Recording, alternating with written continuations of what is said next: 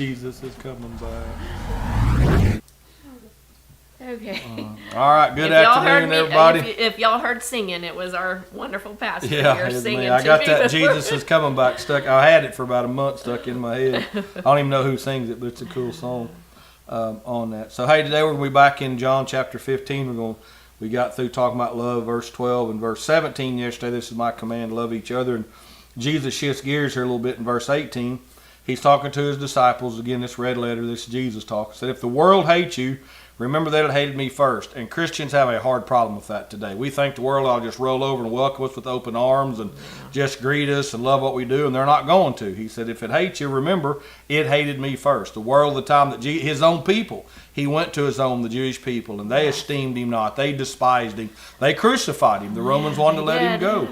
And so again, that hatred of the Spirit of God, the light of God, the message of Christ has been there from when Jesus walked this earth, and it's going to be here till Jesus comes back. There are people that will believe the message, receive the message, and thus be saved. But don't get all shook up and mad and bent out of shape if the world doesn't respond to you or the message of Christ. He said, remember, it hated me first. The world would love you as one of its own if you belong to it.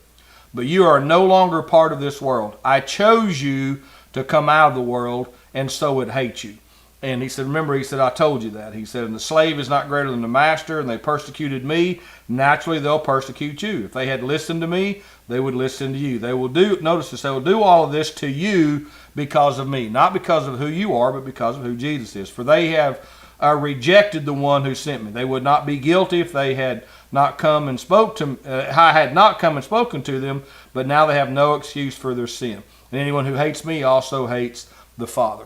And that's the thing that I want to touch base on here today. One, we've got to keep on keeping on sharing the message to the world. God so loved the world that he gave his son. The world needs to know that, but we also have to understand and remember that it's not going to appreciate the message. Light, the darkness always hates the light. Yes. In 2 Corinthians, I believe chapter 6, I believe that's right. I know it's in 2 Corinthians, I believe chapter 6.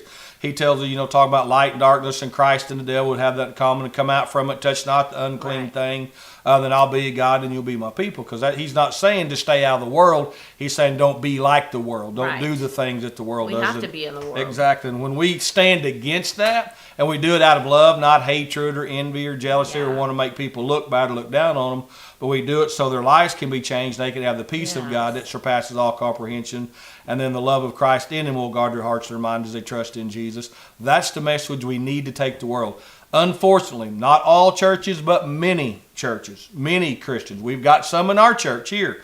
They want to blend their politics with the message of Christ. And it does not blend. It does. I don't care. Jesus, people, well, Jesus back here, he'd be liberal. He might be labeled liberal, and he was liberal in some areas, liberal with his love. That means, gave it all to whoever would take it, loved everybody the same and all that. But he wouldn't be a Democrat. He wouldn't be a Republican. He wouldn't be Unitarian. He wouldn't be all this stuff that people claim to be. He would have been the Son of God, the Son of Man, that his Father sent him down here to be. Right. And that's the same with us. I believe we need to vote. A very close friend of mine, my doctor, my personal doctor, Dr. Randy Grillner, is running for the Senate.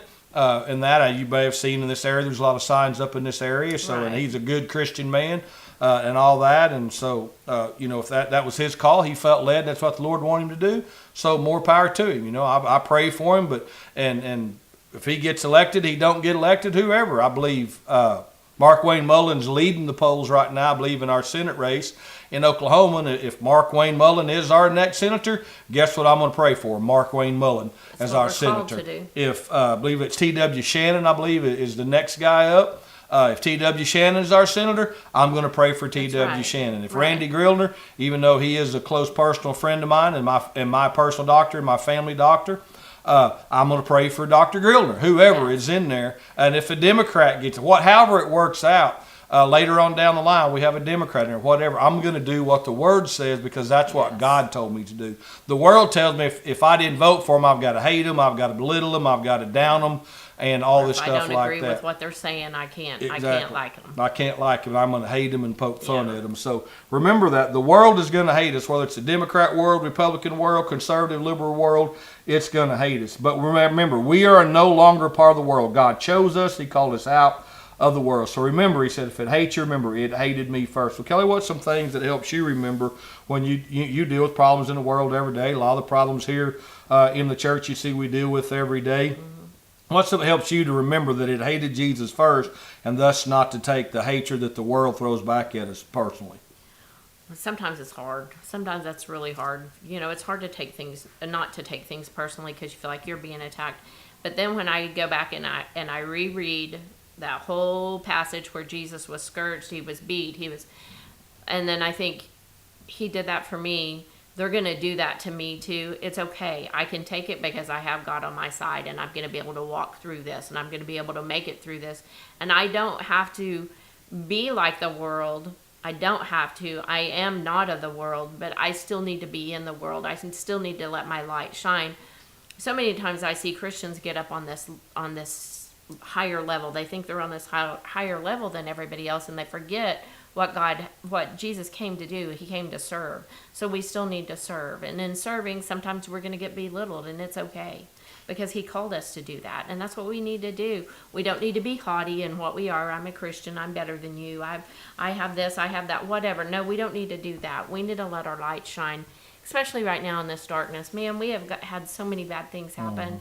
And if we can't come together in unity and love one another, we're missing the mark, people. We are missing the mark. Yeah, and the world's never going to come to unity, but God's people has got to. It never is. And that's what, when we see this, God chose you to come out of the world, people put that more in a physical instance of how we dress and talk and all this stuff. What he's talking about in the world, let's look at the difference between the fruit of the Spirit versus the fruit of darkness. The fruit of the Spirit is love, joy, peace, patience, kindness, goodness, gentleness, self-control, self-discipline. God's called us out in the envy, the hateful, the rudeness, the greed, the jealousies, all of those things, the anger, the frustration, bitterness, the fault-finding, the gossiping, the bitterness, all of those things. And so what he called us out of was what's inside of us. Right. If we're 5'10" and we get saved, we're going to be 5'10" after we're saved, before, whatever it is.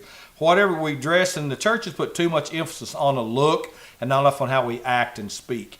Right. And that's the whole problem. You can look, have everything covered up. I mean, wear gloves and nobody see no skin, but you can put a little mask on and just see your eyes like some of the world religions do and all that. That don't mean nothing because that can't fix what's in your heart. That's exactly and the problem in Tulsa, that story's unfolded a little bit about the guy was upset, I believe, I didn't know, Kelly was reading it to me a while ago, that about a back surgery, and he was hurt and had been to the doctor and all that, went and bought a gun and come in there and shot up the doctor and whoever got in his way and receptionists and all those things like that. And I don't know, again, what drove that, the pain. I've been in a lot of pain. My back was broke, my hips were blowed out, my pelvic bone was crushed. I've had 9 surgeries, been in that building, been on that floor that shooting happened. And that's the orthopedic surgeon that operated on me was in that building. And stuff. Been in it many times, been a few years. Thankfully, I haven't had to have surgery, but I've had 9 surgeries, all in St. Francis, and I hurt bad for several years. Still hurt some days, but again, I'm not saying what drove that guy. If he was over medicated, under medicated, wasn't medicated, I don't know. But I know out of evil heart, evil actions happen. That's exactly right. In that mental illness, a lot of these people, have the mental illness thing. They don't know what all of this again is tough that we got to deal with in the world that we live. We can't just keep fighting over ban guns, don't ban guns, make it hard to buy them, make it do this, make it do that. We've got to start getting with the spirit and the heart of things. That's when we're going to make a change. And the church has got to come out of the world and realize that God chose it to be separate and touch not the unclean things of the world. Right. It's not the tobacco and the beer that I grew up. Every sermon was going to win around. I was thinking, boy, as a kid, we have got some alcoholics in this church. Because old Brother Yoder was going to preach against alcohol every sermon, whether it's Christmas, Easter, Thanksgiving, regular day of the month, 4th of July, whatever, we're going to get a don't touch, don't smoke, don't dip, don't drink, don't watch TV message in it somewhere. But that doesn't change hearts in that. I'm not saying that some of those things are good and great. We all ought to rush to go do them. I'm not saying that. When we come out of the world and realize God chose us to be a separate people. The Bible says a peculiar people, a different people. That people ought to be able to look at us and say, hey, there's something different about them than our answer they is Jesus. They need to want why we're different. We need to be living our life that when they look at us, they're like, man, I want what they have. They're walking in peace. They're walking in joy. They're walking in love. They're walking that walk. That's what we should be doing. So that the world sees that and wants what we have, and then we can share the message. But our life has to be our testimony. Our life that we live is the testimony that we have. And if we're not living the life that the Lord has for us, then we don't have a very good testimony. And we have to walk it out in love. And sometimes that's hard, and sometimes it's hard in our families. And, and I really feel like the Lord's coming in or the devil's coming in to kill our families and destroy our families. And we have to walk that out in love every single day. And if we don't, we're going to be in trouble. And he has to have somebody do that. He Pride does. or jealousy or anger or fear or discontent, whatever. A pastor friend of mine, Brother Ben Scroggs, over at Pulpit Pastors Freedom Church, he preached, I believe it was his first revival ever preached was when we was in town, was still with the Church of God. I've known the Scroggs family for a long time.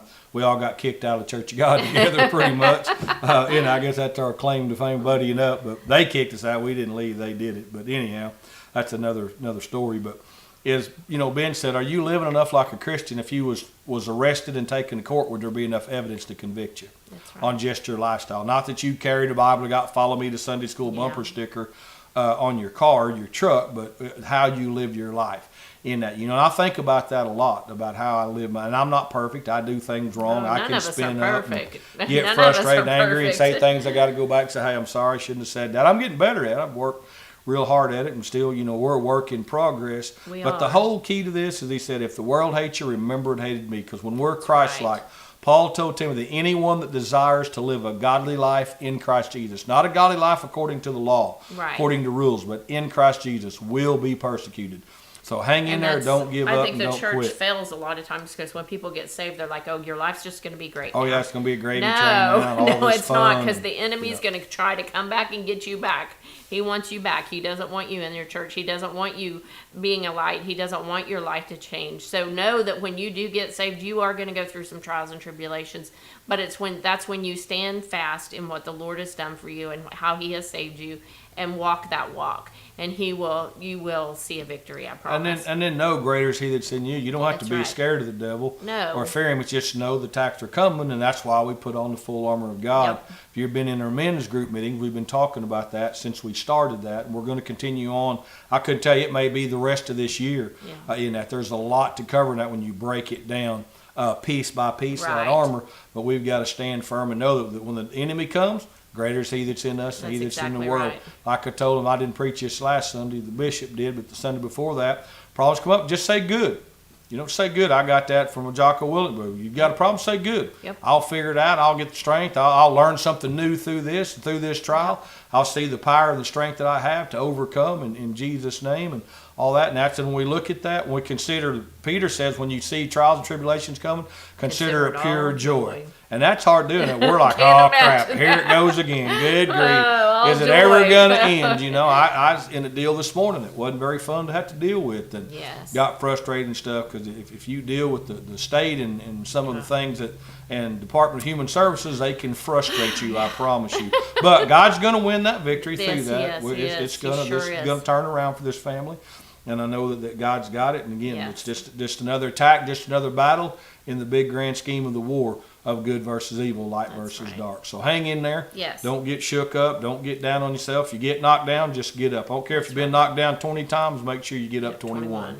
And you'll be all right. I want to thank everybody that came out last night, helped with their kids. Yes. Our numbers were down. A lot of kids are on vacation and gone. Some of them already at camps and different things. Ball games. There's a full slate of ball games from rainouts and stuff from last week playing last night. But we still had a good group. Appreciate everybody that came and cooked for them. Jared Bateman got the grill fired up, grilled them some hamburgers and hot dogs, what we gave them.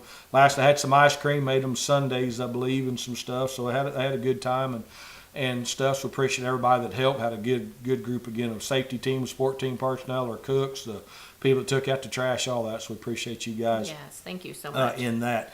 Don't forget, coming up in June, jumping ahead a little bit here, on June 25th at 8 a.m., we're going to be gathering in the Oilton City Park and doing a Ruck to Remember walk from the park back here to our church. But before we leave on the walk, we're going to recognize our veterans. Kelly's got a sign-up sheet in the church. You can text us. Yes. If you have a friend or whether they're alive or dead, especially if they're a Vietnam veteran, we would love to recognize them. We're going to call the Vietnam veterans' names out the year, if you know it, if they're deceased, that they was in country.